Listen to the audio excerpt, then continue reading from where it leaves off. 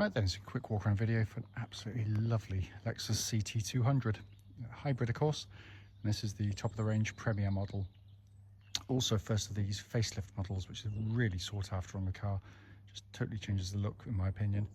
Finished in this really lovely rich red metallic. I can never remember the name of the colour.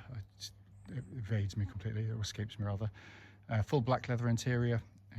Also just two owners, wonderful service history attached to the car, and it is in very, very nice condition. Come around the front, new style grille, looks fantastic. Lights and lenses clear, intact, there's no cracks or condensation there. Bonnet, pretty much unmarked, can't see anything obvious on there at all. Near side of the car, passenger side, lovely and smooth down the flanks. Still looks modern, this car, in my opinion. Near side front alloy, generally very good. Couple of very light marks on the edge, but nothing to jump right home about rather. Panel work, fantastic. Near side rear alloy, again, very, very good. Coming around the back, again, all really clean and tidy. Small little tow bar fitted there for a little trailer or bike rack, or whatever you want to make use of. Certainly helps keep the bumper in good order, because quite a clever thing to do. Someone wants to bash you, they can, but it just doesn't bash the car. Obviously, rear alloy, generally good. There is a little bit of light curbing on there, but again, nothing dramatic. And then rear panels, very nice. And offside front, the final one, again, a bit of light curb rash, but given the fact it's 11 years old, in all honesty, it is in fantastic condition. Coming to the boot area, as you'd expect of any Lexus, beautifully finished and built inside. This is no different.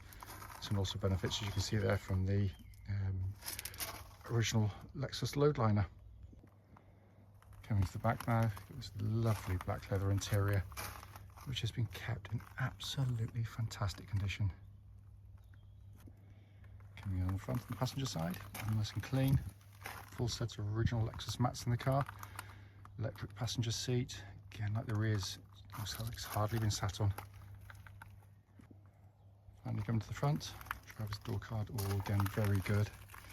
Likewise footwell areas, and driver's seat there. You can see again for the age and mileage, incredibly clean.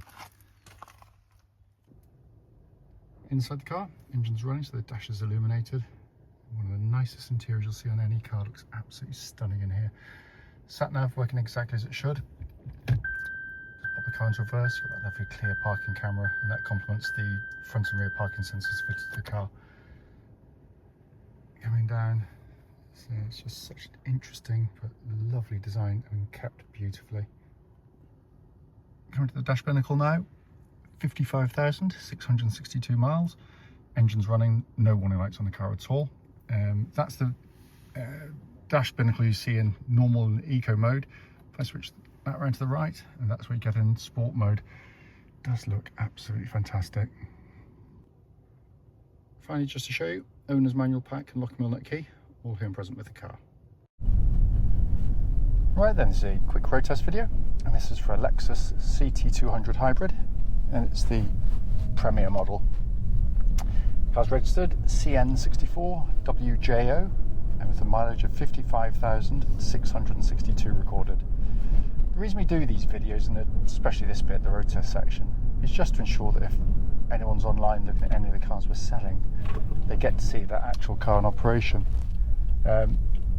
Reason for that is, unfortunately, like lots of people, we've been to see cars which have looked, perfectly good in a photograph or a description, but only then to get there, drive it, and find out it's actually got an obvious fault that shows up as soon as you drive the car, and that can be really frustrating if you've driven any kind of distance, of course. We also do these road tests on the beautiful on this beautiful part of Gloucestershire, very quiet roads generally speaking, and this actually forms part of the road test route we take our customers on, with the hope being, of course, it'll be representative of what you feel yourself should you go on a drive in the car. Coming to the car, as you'll know from the walk around section, it's been very, very well looked after, this car. Low ownership, wonderful service history, and it shows as soon as you drive the car, because it just feels like close to new as possible, I'll say. Push the power button, engine and hybrid system whirs silently into life. There are no warning lights on the dashboard at all relating to the engine or any other part of the car. Worth pointing out, for those that don't know, and I'm sure there's only about 1 or 2 in the world, this is a self-charging hybrid. It basically means you're just going to drive the car like a normal petrol car. You run low on fuel, stand at a petrol pump for 2 minutes and smugly get on your way. No recharging, no plugging in, nothing like that. The battery is there just to sort of supplement the engine, gives you a bit of extra power, mid-range particularly, at low speeds. What happens is, as the battery gets low, as I back off the throttle pedal, it charges the battery. If I hit the brakes, it does so likewise. You can see what's going on. You've got a little screen up there. You can select the screen to see what's going on at all times. It's quite addictive in a funny old way, looking at that screen. I love it. More than anything though, is actually how it all operates together, because it is a brilliant piece of engineering, because you just don't really know it's operating. The interaction when it kicks in, kicks out, is all but imperceptible. And when you combine that with the CVT gearbox, you end up with kind of the best of both worlds. You've got a very good, nice, sweet engine on the move.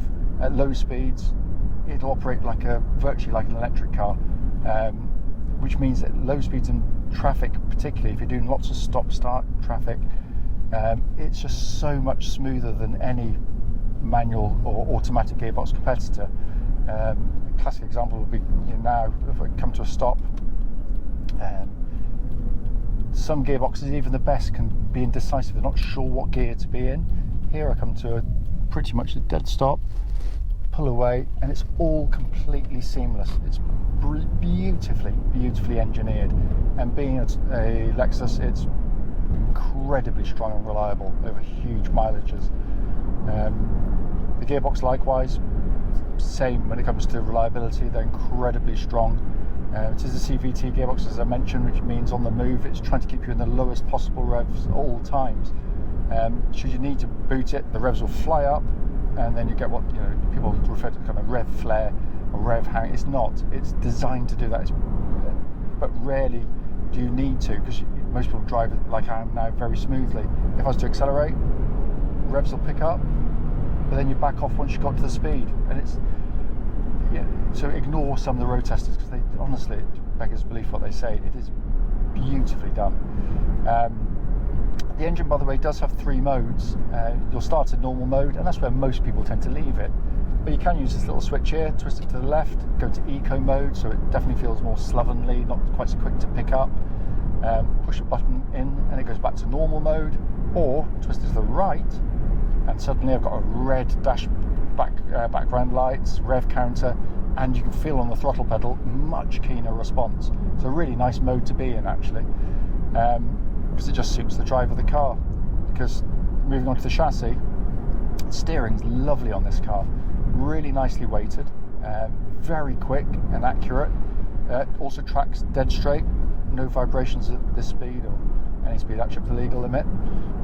But I always say that the CT200 is the sort of car I like. It's got a really keen front end, which means it loves to change direction, but the car can deal with it.